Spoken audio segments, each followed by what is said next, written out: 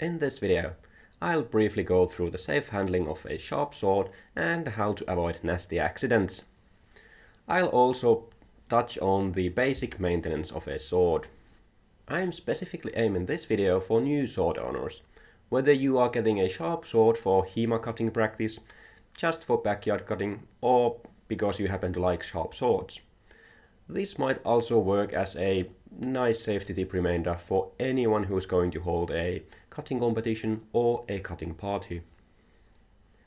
To start off, remember that swords are deadly weapons designed to injure and kill. It is important to remember that you are not handling a toy or a piece of sporting equipment. That being said, swords are inanimate objects and thus incapable of doing anything on their own. Swords do not hurt anyone. If someone gets hurt by a sword, that is a consequence of the actions of the sword's wielder, be it intentional or not. With that out of the way, let's talk how to avoid unintentionally hurting someone.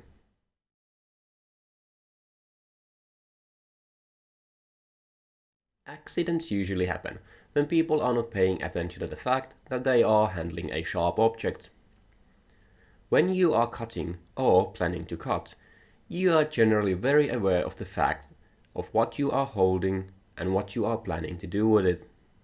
Here is a short list of when people usually get hurt and why.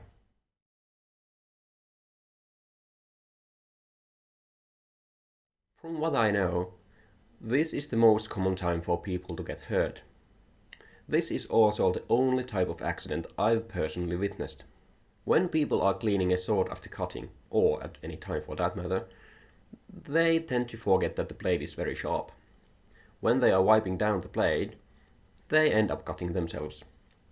The accidents I've seen have ranged from getting a small nick for which a band-aid is enough, to having go to the hospital to get the wound stitched. More on how to clean a sword properly a bit later in this video.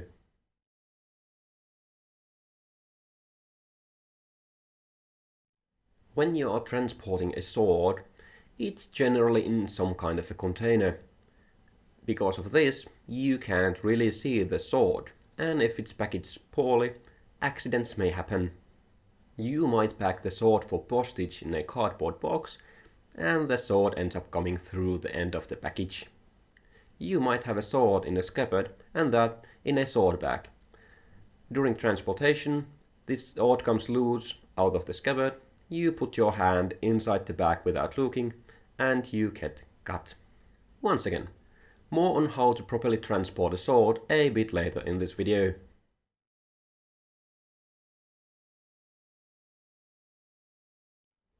This is usually a problem for people who are used to training weapons, but not sharp swords. This might be something like resting the blade of the weapon on your shoulder when standing in a guard, or being used to holding the sword around the shield when carrying it. More on how to avoid this in the handling section of this video.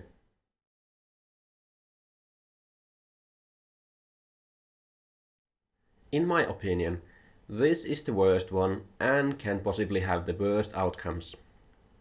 And I'm not talking about the safety rules of a cutting competition or anything like that. I'm not talking more about the general safety rules of handling a weapon. You can think along the lines of never point a gun at anything you are not willing to shoot at. The next section of this video is basically a list of safety rules, so let's get to that.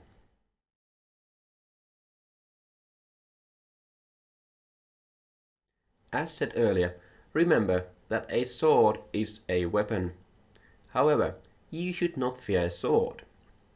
Understand that you are handling a weapon and understand the damage it's capable of causing. But do not fear it. Get comfortable handling it. If you are afraid of the sword, you are more likely to make mistakes. This is because you are focused on the sword and not your surroundings. So, step 1. Get comfortable handling a sharp sword. Understand the differences between a sharp sword and a blunt training tool. You cannot handle a sharp sword like a blunt training tool. Instead, you should handle your blunt training tools as if they were sharp. Do not rest the edges of the blade on your body. This is especially important if you have guard positions in which, for example, you tend to rest the blade on your shoulder. Stop doing this with your blunts, so you don't do this with sharps either. Also, be aware where the point of your sword is. You shouldn't place the point of the sword on anything, be it a floor, a sports mat, or especially your foot. You also shouldn't hold the sword so that the point is pointing behind you. In general, you should never have the point in any direction you are not aware of. The safest way to hold a sword when you don't have a scabbard is to have it in front of your body, by the hilt, point down.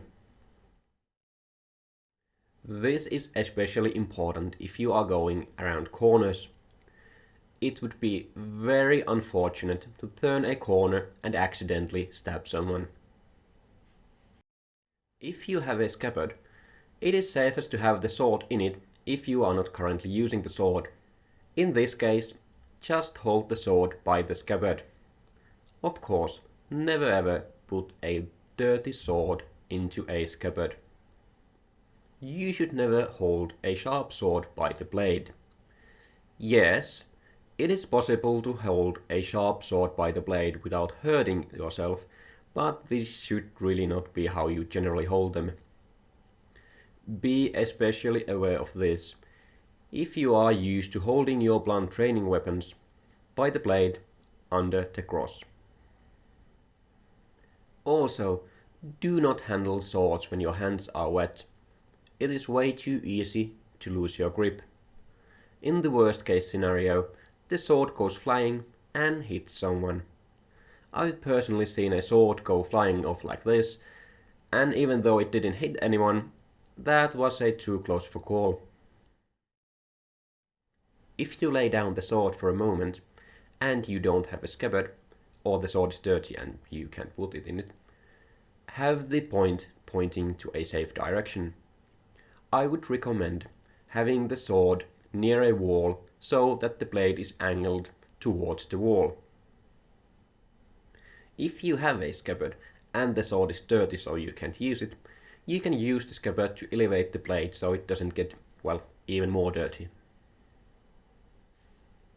Never lay down a sword so that it is pointing to a dangerous direction. Be especially aware of this anywhere people might walk through. It is too easy not to notice a sword and accidentally walk into it. Always be mindful of your surroundings. Whenever you are swinging around a sword, whether it's a sharp one or a blunt training tool, make sure there is enough free space around you. Make sure you are in a space where no one can walk close to you without you noticing. For example, don't stand near corners. Be especially careful around pets and kids. They do not know to stay away. These safety precautions for transporting and cleaning a sword are in their own sections, right after this one.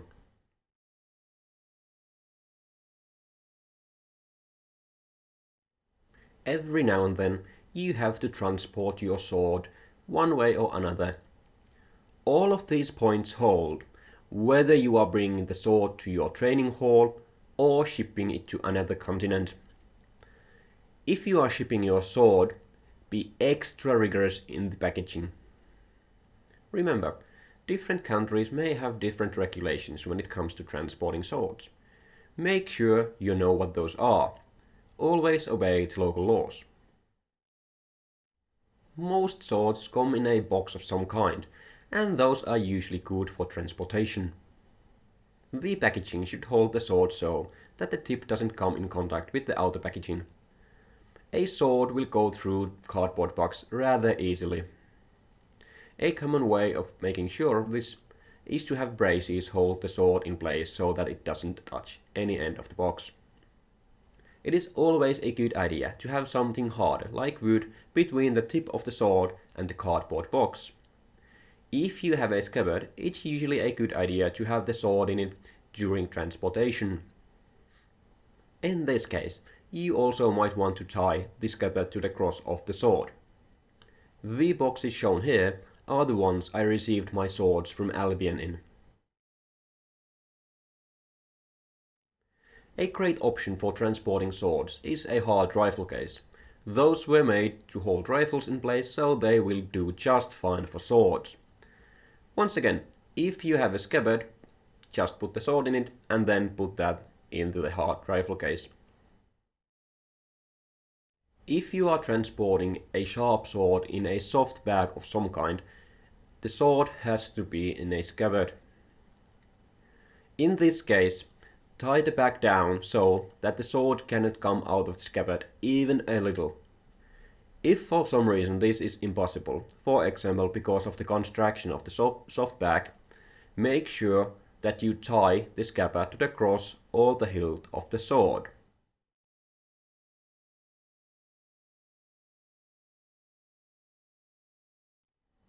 Cleaning your swords is routine maintenance. Without it, they will rust.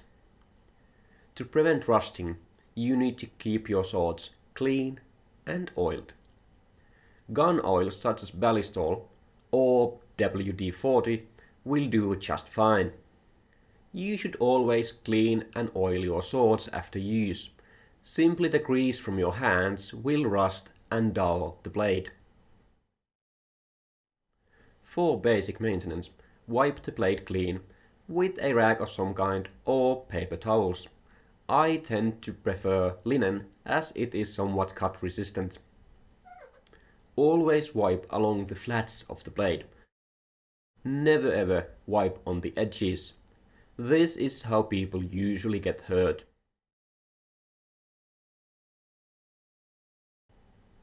After cleaning the blade, spray some oil on it. Use a rag or some paper towels to spread the oil around until the blade is thinly coated. You can check this against light. Repeat the process for the rest of the metal components of the sword, usually the hilt and the pommel. When cutting tatami, it is good to know that the tatami gunk can patinate the sword blade extremely fast. You should clean the blade after every single mat.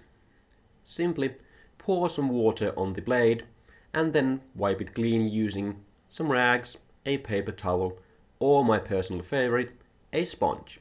Once again, only wipe along the flats.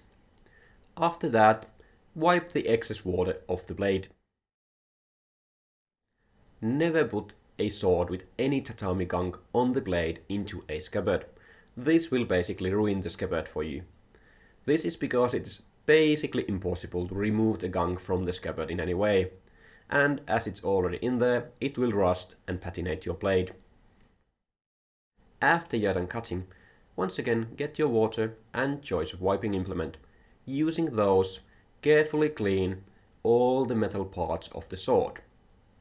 Make sure that there is no tatami gunk or tatami water left anywhere on the blade. It is okay to use some force to do this. Once again, be careful of the sharp edges.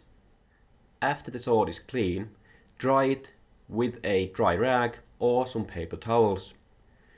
You must make sure the sword is absolutely dry. Any water under the oil will rust the sword. After the sword is clean and dry, oil it as explained earlier.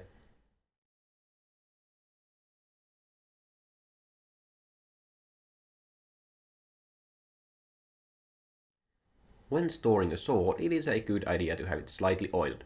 This will prevent it from rusting. It is generally a good idea to check every now and then to see if the oil is still there.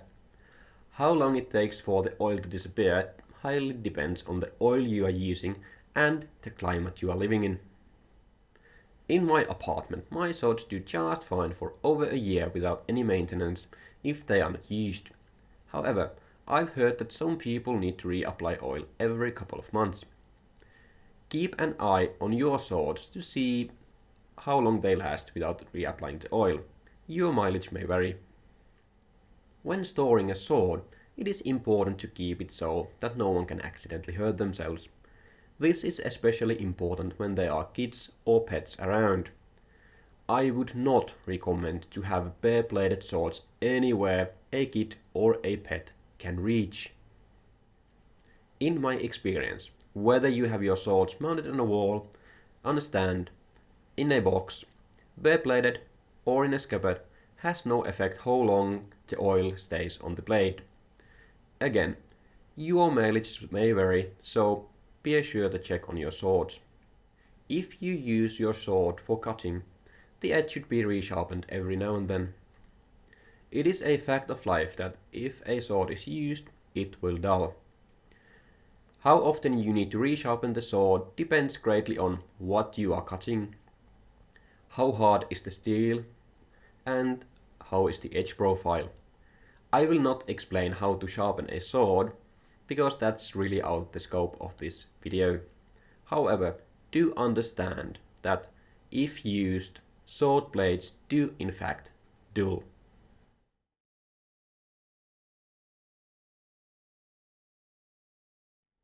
Before we get into the recap, go and click the like button and subscribe if you already haven't. Also, remember to click the bell icon so you get notified when quality content like this goes online. Remember that sharp swords are deadly weapons and you should handle them as such. Accidents usually happen when people are not paying attention. That is generally when cleaning or transporting a sword. When handling a sword, it is a good idea to have a scabbard handy. Then you can put the sword away safely when you are not using it. When handling a sword, always be aware of your surroundings. When not doing exercises or cutting, always keep the point down. Don't leave swords laying around. Be especially aware of kids and pets. When transporting a sword, make sure the tip cannot come through the package. Clean and oil your sword after use. Gun oils are generally good for this. When cleaning a sword, never ever draw your hand on an edge. Always wipe along the flats. If you are cutting tatami, always remove the tatami gunk from the blade after every mat. Never ever put a sword with any tatami gunk or tatami water on the blade into a scabbard. When storing a sword, keep it lightly oiled and away from pets and children.